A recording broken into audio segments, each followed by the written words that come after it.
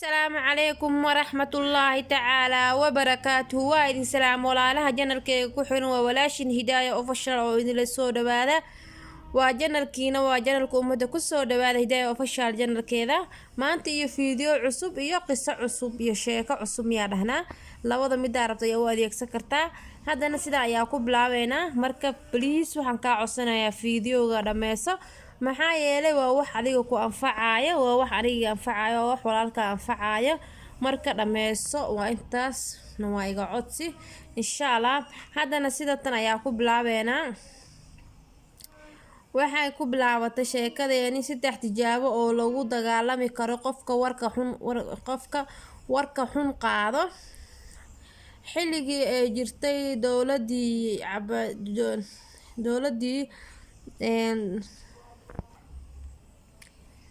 xilligii ay jirtay dowladii Cabaasiyiintii ee xarunta Islaamka ahayd magaalada Baghdad oo hadda ah caasimadda dalka Ciraaq ayaa waxay dhacday nin ay war xumaan ah xambaarsan oo ula tagay nin aqoon-yahan ah in dheer garad ah waxayna labadaas nin dhaxmartay sheekadan yar ninkii fariinta siday ma ogtahay waxa aan maqlay ee uu ka sheegay saaxiibka in dheer garadkii bal horta aamus oo inta aad wax sheegin waxaan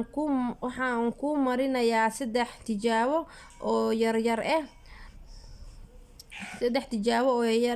waa hagaag ee soo daa tijaabooyinka aad sheegayso ayuu ku jawaabay ninkii warka siday ina garadkii ka hor inta aadan waxba ii sheegin saaxiibkay waxa fiican in aad marka hore waqti yar qaadato kadibna shaybaado ama kala dhageysato waxa aad doonayso in aad tiraahdo quseeyo warka aad ii sheegayso tijaabada koowaad si dhab ah ma u hubtaa inaad waxaad sido saaxiibkay iga sheegaysid ay run yihiin ninkii warka xumaanta maya ee waan maqla uun oo ma hubo ina garadkii waa hagaag warka si dhab ah uma hubtid run iyo been inay yihiin tijaabada labaad waxa aad ii sido aad ka maqashay saaxiibkay ma wax wanaagsan baa ayuu weydiiyay ina garadkii ninkii warka xumaanta maya wax wanaagsan maaha ee waa wax hadal xun ina garadkii sidaa darteed waxun ayaad iigu keenaysaa saaxiibkay oo waliba aanad hubin in uu run yahay tijaabada saddexaad waxa xambaarsan yahay hadalka aad saaxiibkay iiga sido ma wax aniga faa'iido ilahbaa ayuu weydiiyay ina garadkii wuxuuna ninkii kale ugu jawaabay maya xaqiiqdii wax faa'iido ah kuma lahan ina garadkii hagaag haddii aad warka aad iga keentay saaxiibkay aanu yahay mid run wanaagsan een waxba faa'iido ahayn maxaa danta kugu jirto aad ii sheegayso kadib ninkii warka sida oo qalqalaya ka muuqato ayaa isi noqday isagoo xambaarsan warkiisii iska laabtay sidaas darteed waxaa fiican walaal inaadan ka dhageysan qofka warka kuula yimaado ee waliba jecel inuu kuu sheego wax xun uu kaaga sido saaxiibka qoyskaaga ehelkaaga iyo cid aad wada shaqeysaan saddexdan su'aalood weydii waana tijaabo lagu dagaalami karo qofka warka u kala qaada dadka walaalaha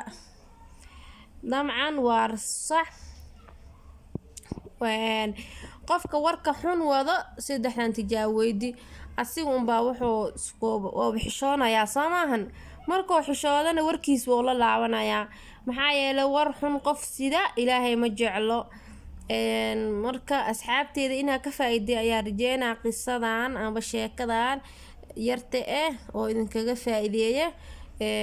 warxum tashiil iyo warxum wade ma yaro mana badno maal dhihi jiray Soomaalideena saayida ugu badan haba wax caadi ah iska dhiganayna laakiin xanta ma fiicno. Xanta waxaa lagu dhahay qofka walaasha jirkiisa ayaa cuntaa lagu yiribo. Bismillah ilaahu naga mooti. Marka qof inaa war u geyso war xun ah inta war ka soo qaada war xun u geysina ma fiicno ilaahayna ma jeclo nabiyana ma jeclo. Marka ilaaha naga dhigo kuwii ku cimri qaata oo ku tusaale qaata. inaa ka faa'iiday ayaa rajeynaa asxaabteeda qaaliga ah. inaa ka faa'iiday ayaa rajeynaa asxaabteeda qaaliga ah saddexdan shay qofkii war xun ku wado intaas warka ku bilaabay saddexdaas shay weedi asigaaba jaxjaxaayabo mar dambana war ma ku soo sheegay maxaa yeelay qof war xun wado iyo war tashiil wado yaa bartiis oo kalaawana mid kaleete marka aad warku jiibisid qofka marka war xun ku qaaday u jiibisid iyo marka hadal xun aad ugu jawaabtid nalabe kale hadaa u jiibisid u qosashid warki maalin kasta ku keenaa wadwadaaya la moogdo ma waa caadadiisa Soomahan laakiin hadaad ka koobin ama aad ku celiso sheekadii wixii dhan oo ku wade marna mar dambe ku keenayo waa ka xishoo haabo sababtoo ah maadan u qoslin maada warka ka koobin maadan ku darsan wax kaleete qasab qofka warka ku keen asina war unbuu ka qaada maahane inta war ku keen ma ka tagay ama tijaabo ayaba ka taabino wax ku tijaabiyo oo ku ogaado ay calooshaada intuu fahmi waayo kaleete inuu ogaado ayuu rabaa ama qofkaas war inaa ka sheegtid oo u sii geeyo warkii oo rabaa dabcan dan leeyahay dan la'aan ma qof warkiinayso amba wuxuu rabaa inuu ogaado labada qof sida isku tiin isku fiican tiin isku xun tihiin inuu isku kiin dirdiraya lahaa ma fahanteen dadkaas oo kaleete waaga yareena waxa samee jirnay ilaahana cafiye dadkina isdagaalaan aad u jeclaa jir hota aan ahaanteeda markay isdagaalaan diriska oo kaleete isdagaalaan waxaan samee jir gadaala inta ka Soomaaliya labada diris dhagax uu kala dhufanaa macnaha markaas miiga ahayn dadka dirdiraya dadka isdilaan isku dir waxay iga shaxtaro ay iga bilo naafi wallahi bila markaas wax iskaliga isku qoslo shaxtaro ay dadran isdilaayo oo lagu shaxtareysana ka war ilmanimada wax laga kordhawaa laakiin ilmanimo ma aham dadkaan dad oo war intee ka soo qaadan qof kale war kale u geeyay qof kale war ka soo qaada qof kale warku u geeyay yaa aad ayuu fiicno xantan ma fiicno hadda ritaana waa laga ilbax badanaa dagaal iyo isku soo boodiyo wax la isku sheegaa qofka waxaa batabo social media badan dadka iska rifaanbo saasaatay bilowata leeyeen meesha la iska caaya qofkii diriska ehnoo kaleeto ma dagaalka hodata oo Soomaaliya inta ku jiro bududka iyo baangadaha la soo qaada jir ma jiro marka asxaabteeda yaa war idinku daalanay waa idinka sii tagayaa galab wanaagsan soo dhawaada asxaabteeda fadlan hadaa janalkan subscribe noo saar horni joogto like naga baqeelin waxa idin soo wad iyo wabiga yaaween hadda janalka kambaleelka u furaaqo waxyaabo badan ka faa'iido doonto ayaa idin soo wada insha Allah ana ilaahay la garab galo ina soo duceey murad ayaa leh muradka inuu ii fududeeyo hadii oo qor ku jiro hadii oo shar ku jirno ilaahay imootiyo insha Allah وبالله توفيق وانسيتك السلام عليكم ورحمة الله تعالى وبركاته أصحابتي.